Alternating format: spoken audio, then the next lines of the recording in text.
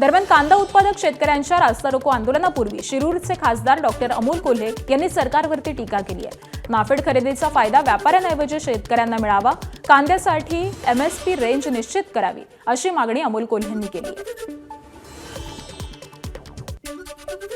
आत्ता जी सध्याची परिस्थिती आहे, या सध्याच्या परिस्थितीमध्ये आंदोलन करत असताना या आंदोलनातून कांदा उत्पादक शेतकऱ्याला फायदा व्हायला पाहिजे, केवळ व्यापाऱ्यांना नाही, याची सुद्धा काळजी घेतली जाणं गरजेचं आहे। कारण जवळपास 70% कांदा हा विकून झालेला आहे आणि हा 70% कांदा जो विकलेला आहे तो 8 ते 10 रुपये किलो भावानं व्यापाऱ्यांनी खरेदी केलेला आहे। त्यामुळे जर नाफेडनी खरेदी केली तर नाफेडनी करायची खरेदी ही कांदा उत्पादक शेतकऱ्याकडून झाली पाहिजे, ना की व्यापाऱ्यांकडून, याची एक काळजी घेणं गरजेचं आहे। एबीपी माझा, उघडा डोळे बघा नीट।